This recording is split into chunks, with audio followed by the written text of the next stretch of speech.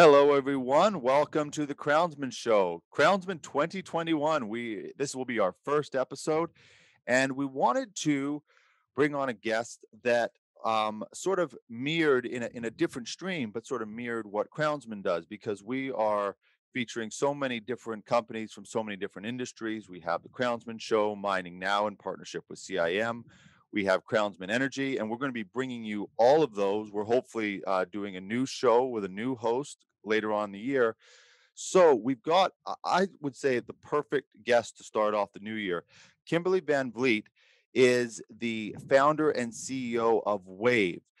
She will be covering what they do as an organization, which is essentially bringing companies that have a product or a service in one area and transporting it to another. So let's say agriculture to mining, or mining to energy, or military, or what have you. So it's going to be a great episode to kick off 2021. With me on the show today is my co-host, Gowdy Molina. How are you today, Gowdy? Good morning. I am good. Ready for 2021? I think so. That's what everybody's sort of just slowly Walking on eggshells, slowly. I keep seeing the memes like, don't touch anything. Yeah. So to kick off, we've got sponsors that Yeah. are back on board, and we're going to give a nod to them right now. Perfect. All righty. So first up, we have MNP. They are bringing us the question of the week. And today we are joined by Edward Olson. He is Regional Leader, Advisory and ESG. And he is here to to answer the following question.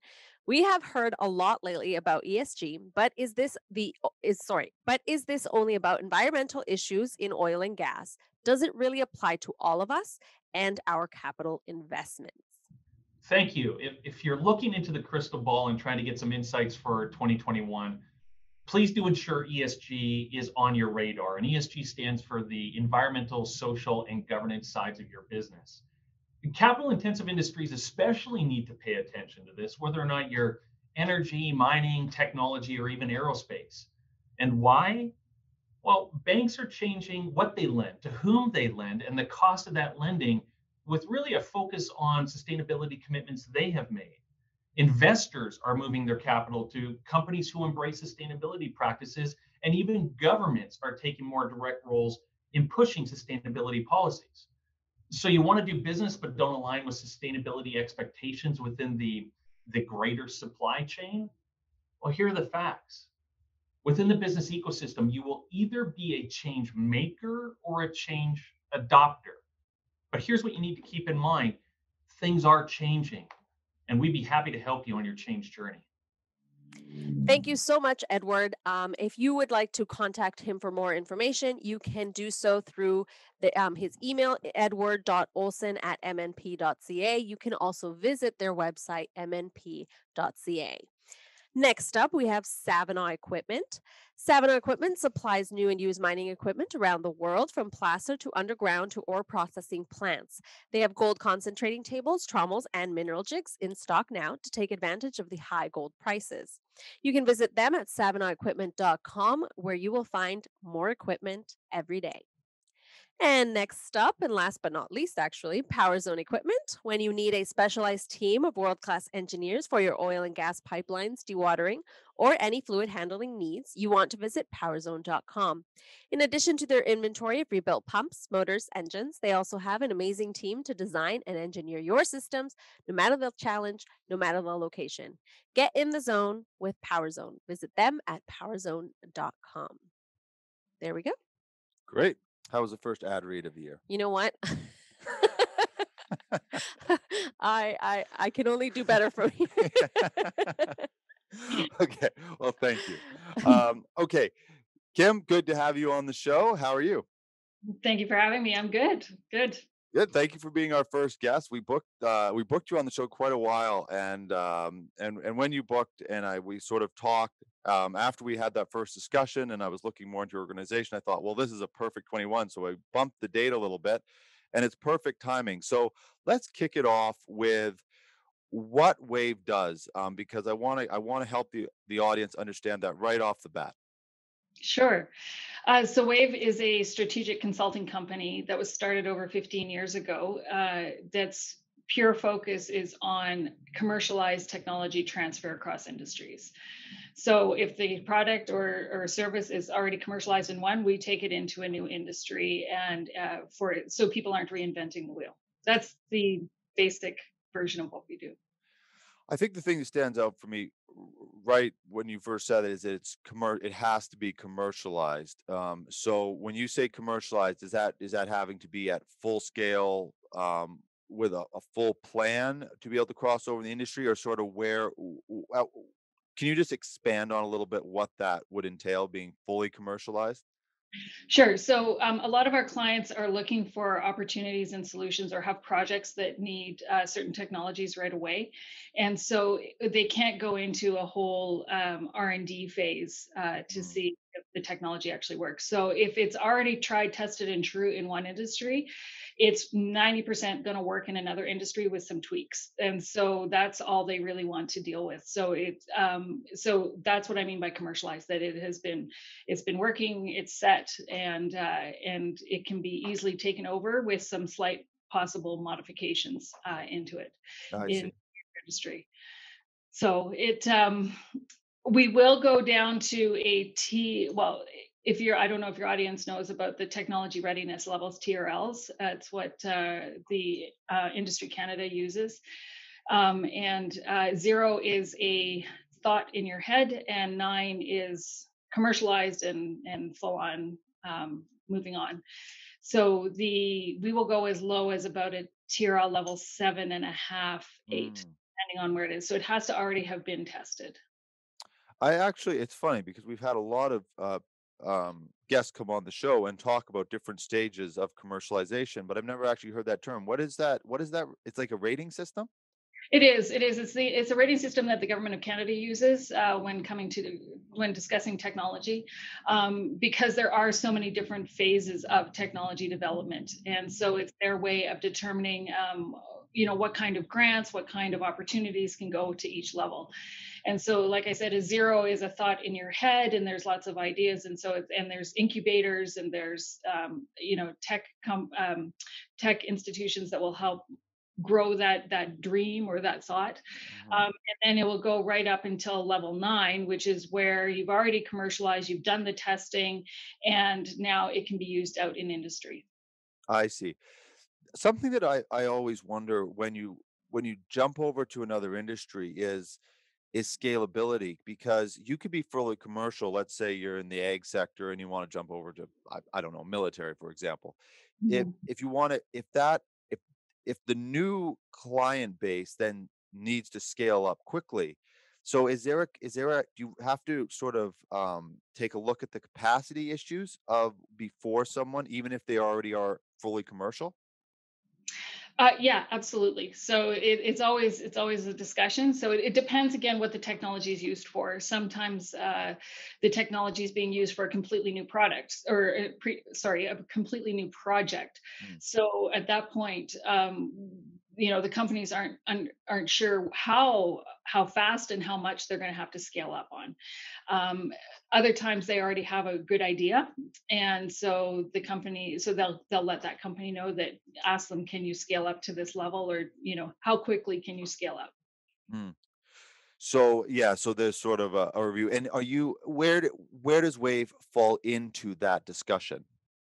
So WAVE sits in the middle of that discussion, I guess you could say. So we act as the liaison, the translator, because as you can imagine, with very intelligent people in most of these industries, they talk their own talk, and they have their own language, and they have their own acronyms. Mm.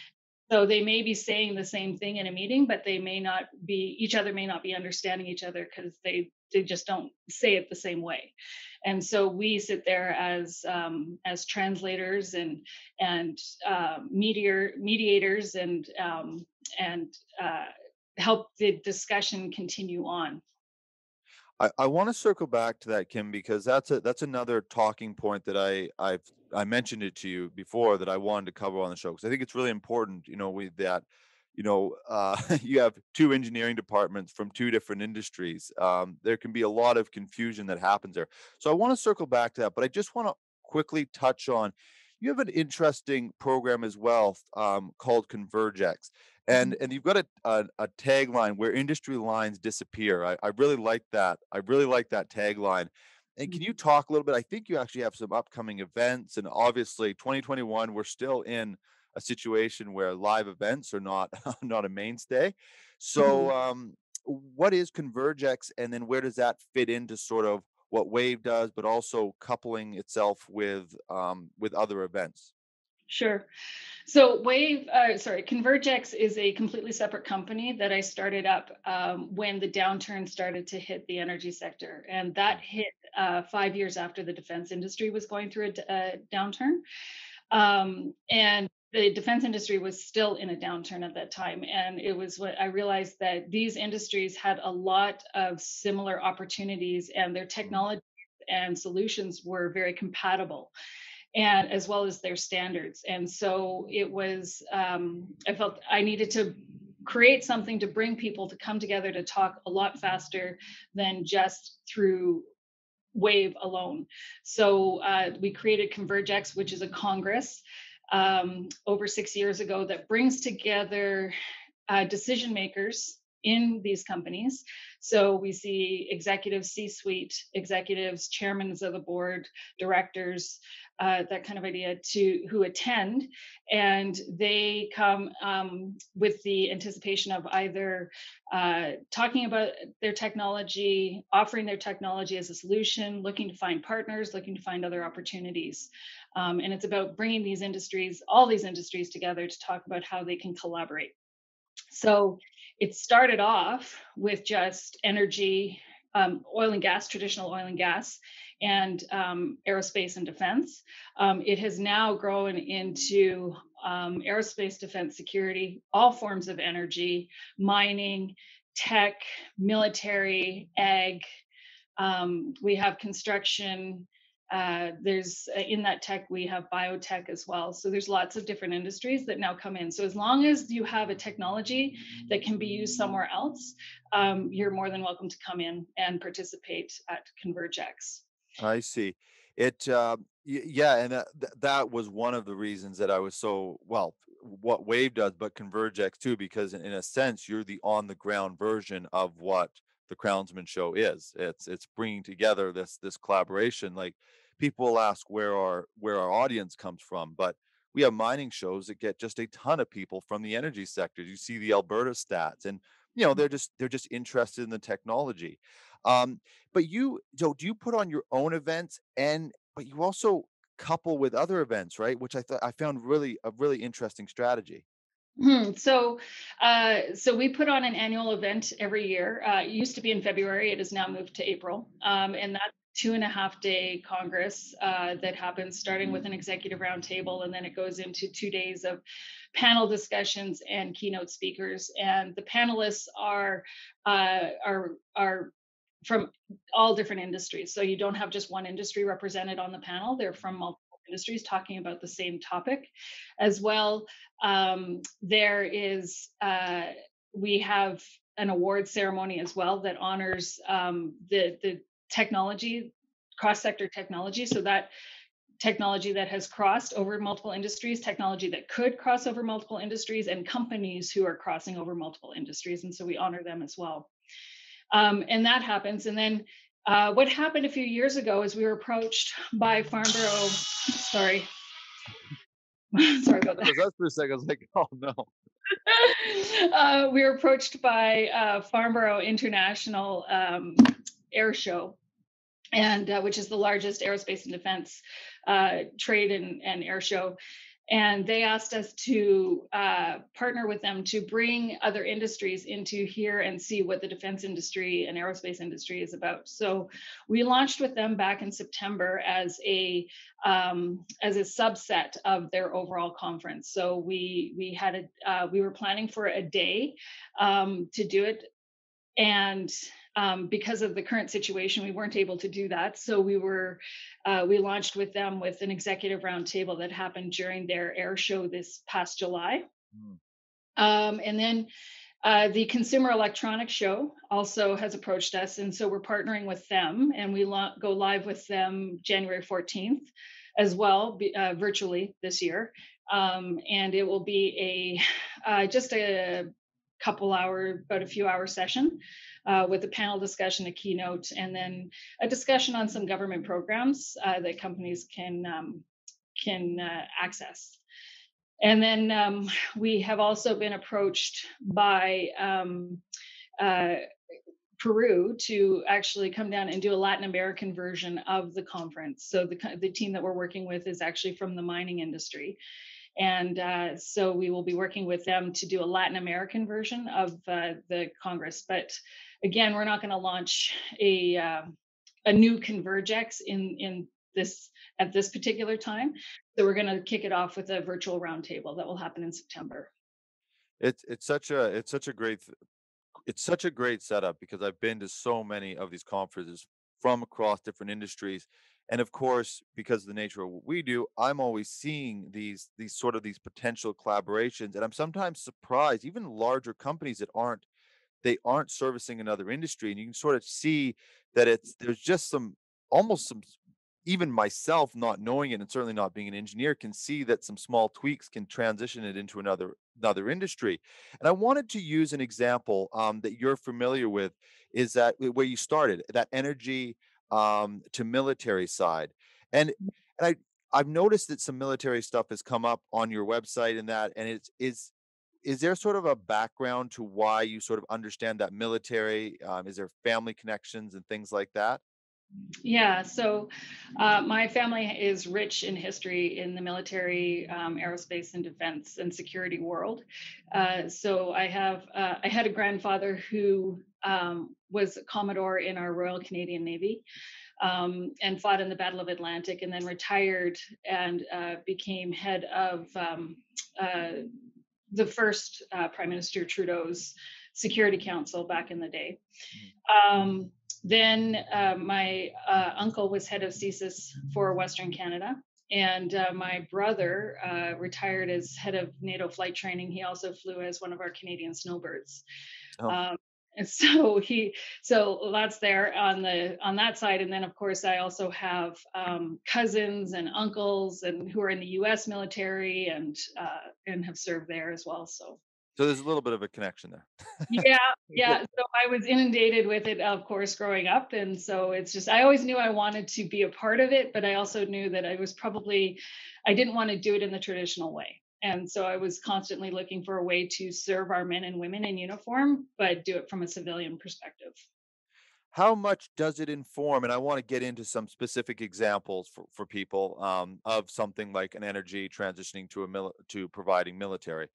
But how much does it inform your ability to connect those two and mediate between, let's say, two different departments? Having that background, obviously, you're based in Alberta, so I mean, you can't be in Alberta without being around the oil and gas industry, but then also having that background in military. How much does that inform how you're able to put two organizations together? Oh, quite heavily. It's the whole reason why WAVV was started, to be honest, because I was working as in the defense industry, which, as we all know, is mostly based in Ontario and Quebec for aerospace. All the maintenance, repair, and overhaul of a lot of the defense equipment that we get, it happens out west here, but most of the projects are won out east, and so. Doing that, but living and working, as you said, here in Calgary, when you're surrounded by the energy industry, you learn a lot. And of course, I do have family who are in the energy industry as well. So, and just sitting in that position, I started to realize the synergies between the two industries. And I got very frustrated when I was hearing one industry saying, well, that technology hadn't been developed yet, but it had, and it was just over in the other industry. It's just that they didn't know who to contact, or they didn't know that it did exist. And so that's when I really started to focus on connecting industries with commercialized technology. Is there a good example, just to make it a tangible thing that people can understand. Is Mhm. there example, and if we could stick with that energy to military, I would like it if we could, an example of a product that was in fully commercialized in the energy space and that was able to then transition nicely into the military side. Well, an easy one to list off the bat is, and I can talk about this publicly because it's been in the newspaper and it's been announced many times. It was back in 2015. There was a press release on this as well, where Halliburton, a defense contractor dealing in radar systems and RF heating and such, aerospace company, they partnered with Suncor Energy to do waterless fracking up in the oil sands. And so that was where they took an already commercialized tech and applied it to an energy project. So other examples, Kim, would be, I mean, things like drones and that. I mean, I'm not even sure of this. I think it came out of the military side, but now you're seeing it expanding across. Is that? I mean, that's another example of this of going the other way, right? Military towards all these mining, energy, and things like that. For sure. So yeah, so drones, you're correct. They came out of the defense industry, and now we're starting to see them in multiple different forms. We're starting to see them for safety and security being used. We're starting to see them for monitoring and maintenance of long linear infrastructure. So that could be pipeline, that could be power lines. It could be even borders. So we're seeing a lot of that in the agricultural industry. They're using them for monitoring the emissions of methane gas, as well as checking out crops. And so there's multiple in the mining industry. We're seeing them go into mine shafts so that the humans don't have to go in there to map out what's actually down there Mm. and they can go. So for safety purposes. So a variety of different ways that they're being used.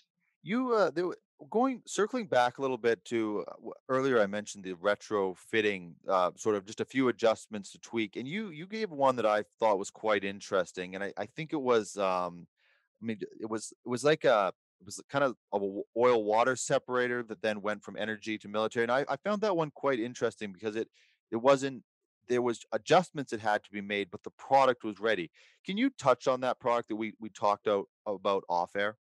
Yeah, sure. So they're one of the big things that the energy industry is known for is, of course, separating oil from water, and have been doing it very well for decades. The shipbuilding industry is always looking at new technologies and looking at ways to improve their ships, military ships, shipping ships, all that. And so, and one of the big transitions that has happened is that transition of oil water separators from the energy industry being slightly modified to fit into our ships. And so that's happened as well. So does that is that so who does that? And I want to tie this in with that sort of that energy or the engineering to engineering department. Mhm. When the when the shipping company or whoever that is that's needing that product, when they come in, are they doing the retrofitting or would it be the manufacturer of the technology that then has to adapt? How would something like that work as an example? Usually it's a collaboration. So so it would be the defense contractor or the shipbuilding company working with the energy company saying, okay, this is what you've provided us. Can we tweak it to fit this way or add this or take out that? And will it still work as effectively as what you've created? And so it's very much a collaboration between the companies. And then when you sort of insert an organization like Wave into it, that's where I mean, you're going to get, and I've seen it. I've not only seen it, but I hear about it quite often. Is the different communications of different departments? Like you said, I think earlier you said about being at an event, or you're hearing someone saying this hasn't even been made yet, but yet Mhm, with your knowledge on this side, you know that it's actually in full commercial use right now, just mhm, in a different sector. mhm. So that communication between, let's say, engineering departments, which is obviously highly technical, but also can have a different approach sector by sector. How do you sort of how do you come in between that and then facilitate that at WAVE? Do you have sort of an approach, or is it about figuring out how both teams are communicating? Well, we've been doing this. My team and I have been doing this for quite a few years. So it's a natural flow now as to how. So we know the technologies that are out there that could be transferred in. It's almost like a sixth sense, I guess you could say, where it's like we'll see something at a conference or a trade show, or we'll be talking to a company and they'll be explaining their research and development or what they're working on, and we'll go, you know what, we know that that can be used in this industry over here. Have you even approached them? So it's very much of a often what happens is actually companies will ask us to come in, sit down. They'll do a complete brain dump on us, saying this is what we have, this is what we're rock stars at, this is what we're terrible at, this is what our research and development is, and then we'll go, okay, we can take this and this into the defense industry. Are you interested in going there? Or we can take this over into the mining industry. Would you like to explore that? And so we'll work with them on that. That leads me to a question of what do they need to know? Because when you want to go into a new industry, there is a certain amount of knowledge that I would assume that you have to have, or is that am I sort of wrong on that? Do you just simply need to know your product and then hope that the other side is be able to tell you what they need in addition? Yeah, yes, no.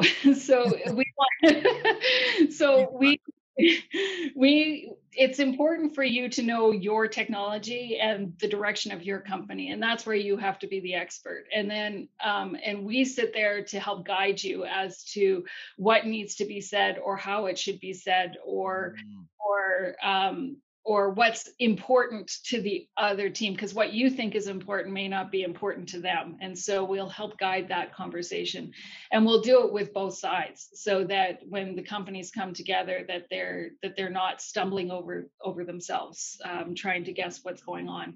It's not important for you to know exactly where your technology can go. It's important for you to know your technology, and then we come and help you just say, no, it absolutely can go into this industry, or they're looking for this solution over here.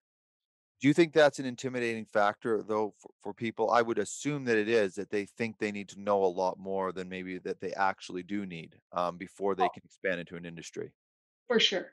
Totally. I mean, it's a um, common discussion that we have with companies, where they'll say, well, even attending Convergex, for example, a congress, they'll go, well, I have nothing to offer the defense industry. Well, you don't know that until you arrive. So, because your specialty is in the mining or energy industry, so keep that focus and come here, and you'll see how things will evolve. Also, that's why people contract us, is because we'll help with that. We'll help that decision, and we'll help guide them. And we'll also say, no, there's no use for that at this time. Mm. Um, we're fully honest with that. Yeah, I suppose some people probably do just need to be let know you're either you're not ready, or this isn't a product in demand. It is in full scale use in this industry, so you wouldn't be able to get into the market. So are you're helping companies with all that information as well then? Yeah, absolutely. For just to go back a little bit deeper into the communication side, for you, you mentioned that you and your team have been doing this a long time.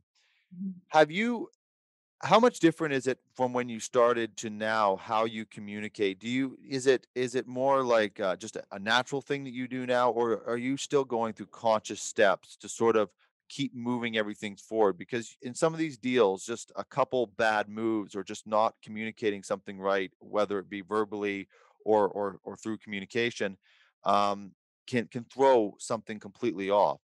So, Mhm. how much is of what you're doing is these conscious steps that you're taking, as opposed to you've done it long enough, you can just naturally flow through it. I would say it's a bit of both.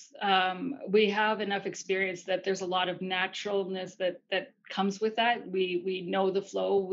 But there's always that exception to every case, and so there are steps that we take, and there are, and every once in a while there's like a curveball that comes out of left field, and so then you're having to maneuver around it, but which takes you back to, okay, the steps that we started doing from the beginning. But again, at this point now, we're quite comfortable that it's just a natural thing for us, that it just happens. Who is sort of the usually the person initiating it with you though? Is it the person is it the company that's looking for something or the company that is looking to expand into another sector? Both. We get Both. both. So we get companies that are looking for a solution, that they can't seem to find that solution in their own industry, and so then they come to us asking if there's anything anywhere else out there that could solve their problem. And then we also have companies who come to us and say, we have this really great technology. For example, a good example of this actually is Raytheon out of the United States, a radar systems company, defense contractor that years ago was looking at, they were working on programs, radar programs, and they had developed a radar system that they weren't using as part of their current platform. And so they called us up and said, "Hey, we're not using it, but we think this would be a good asset to the energy industry. Could you help us get in there, because we don't know anybody there?" And so we would. And so now that technology is actually being used in the energy industry. So it So happens.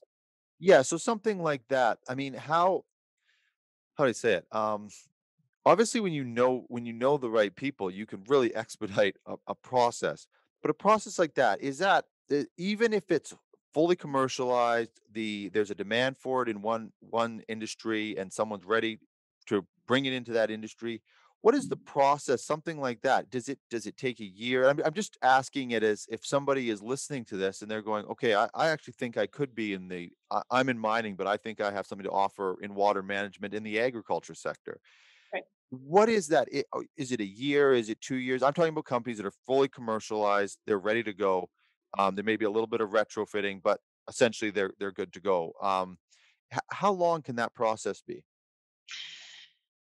It varies. So it can be anywhere from, if it's in high demand and we know it's in high demand or it's needed right away, it could be as quickly as 6 months.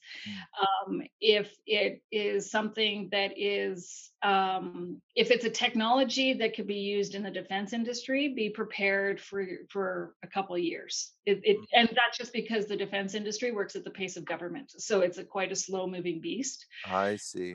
So they're trying to, and they themselves are trying to pick up that pace and move a lot faster, especially with everything that's happening in the world nowadays. They're recognizing they have to move a lot faster than they are. So that's changing, but still at this point in time, it can take a couple of years to get it in there. But into other industries, they tend to move a lot faster. So it may not take as long. There's something, just the business side of me then, but if you do, let's say you're moving into the military side of things, because it takes so long, of course, I guess you also, if the payoff is big enough, it's also not as easy to just get bumped out by someone else bringing in a new technology as well, right? Is there a little more security or is it still just as competitive, would you say? It's not for the faint of heart. So it is definitely, it does take time. And so, I mean, you can get bumped out if you don't have the patience. And so that's part of the other reason why people contract WAVV, is because we are the ones who sit and for lack of a better term, babysit that particular project, because your business is to run your business and to keep your technology going. And so until there's actually something where it's important for you to come and come together with that defense contractor, let's say, we are the ones who will manage that whole process, and so you don't get overly distracted with that. And then we'll tell you when to come in and when it's time to show your wares and your technology. So in a way, sometimes your job is to just hold people back, keep them, encourage them to wait. Yes, yes, yes, and it's funny because companies get very excited when they're entering into another industry, so they want to show what they've created and what they've done, and that's fantastic. But sometimes it can be overwhelming for the other company. So it's about that pace as well. And so yes, we do that.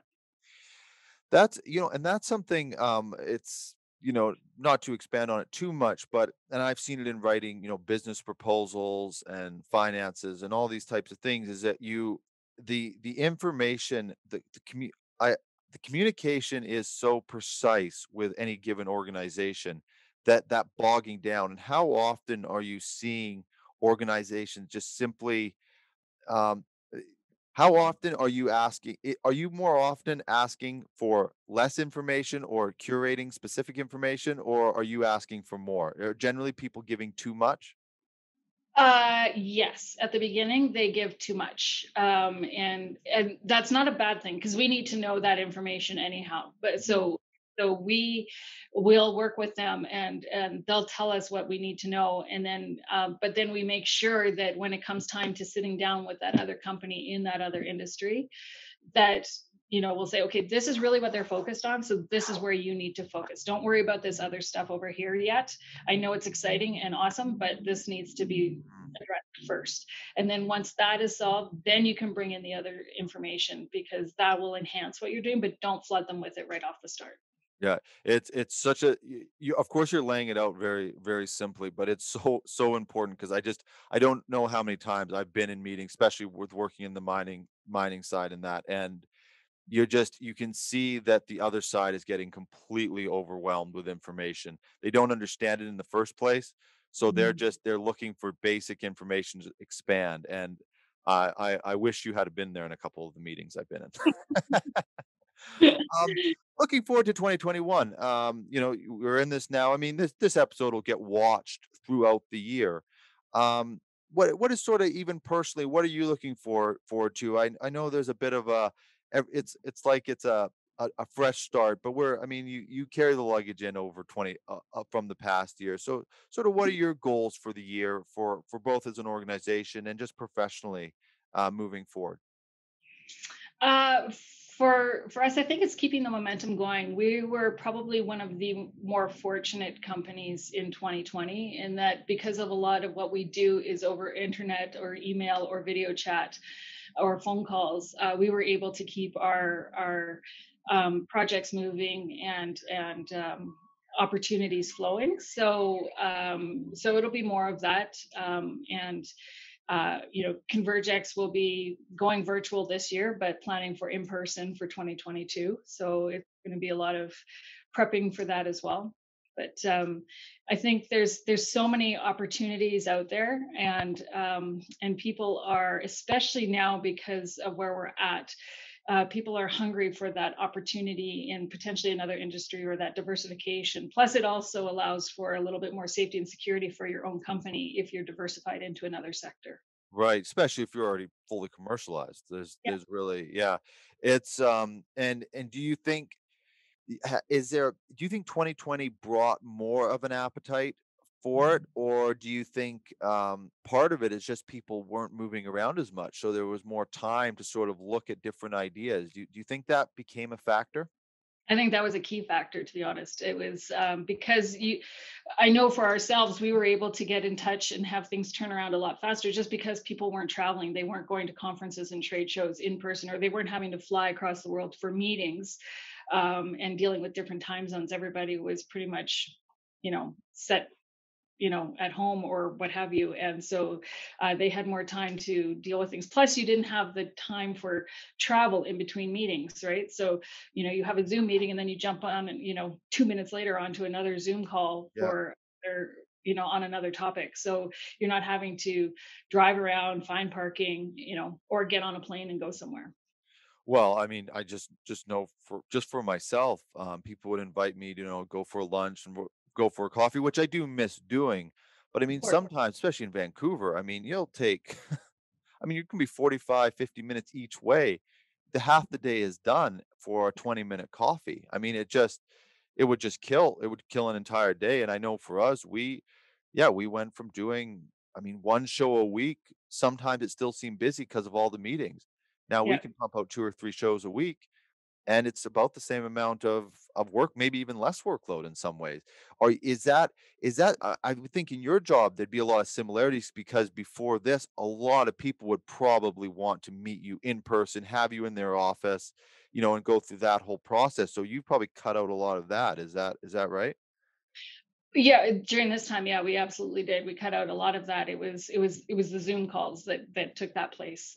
So that's or video conferencing rather. Didn't matter if it was Zoom, but it took that. That was what took place of the in office in board meetings. Moving forward, though, I think we are going to be going back to that. I mean, there's a lot of things that can be said that can't be said over video conference or phone calls that should be said face to face.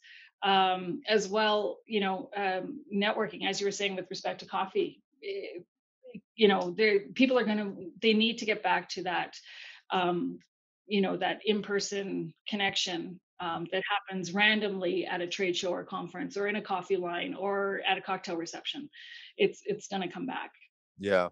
Well, and I think that's, yeah, and that's a good point because that's one of the things that we missed. The referral is not as we before we would meet 2 or 3 people at an event, and that would spawn 5 or 6 more direct lines of communication because they got to know you. I mean, they just, get to shake your hand and talk to you. And, maybe if you got some time and you meet at 11:30, so you end up having lunch together and there's an actual relationship that builds.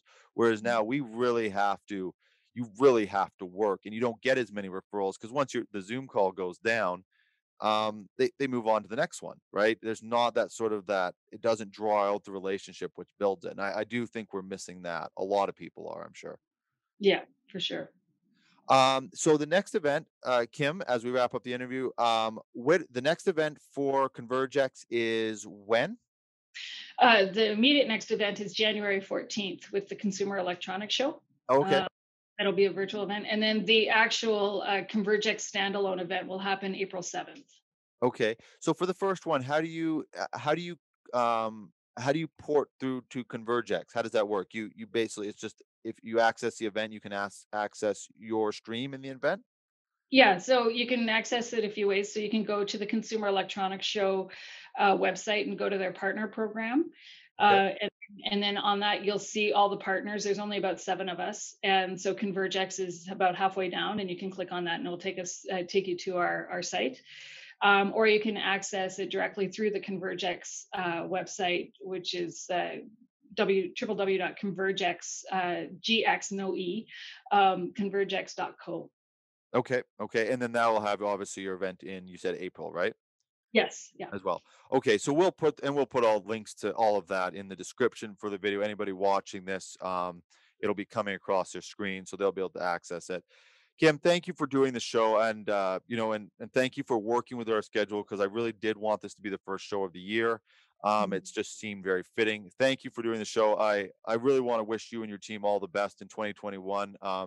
There's going to be a new set of challenges that we don't even know what they are, but like you said, there is a lot of opportunity right now Mhm. for people that are opening to adapting. And so thanks for coming on the show, and we hope to get you back on it sometime.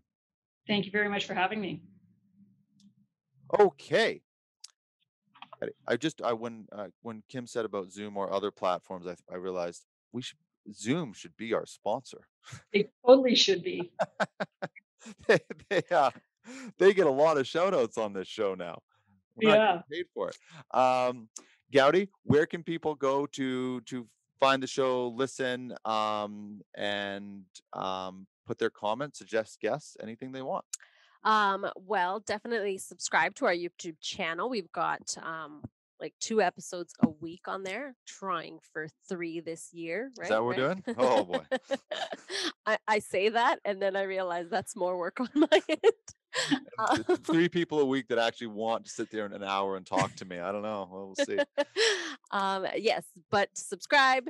You can follow us on Facebook, LinkedIn. You can also listen to the podcast on Anchor, Spotify, pretty much anywhere: Google Podcasts, Apple Podcasts, that kind of thing. And if you would like to, suggest a guest, or you would like to be a guest on the Crownsman Show, Mining Now, or Crownsman Energy, you can email us info@crownsman.com.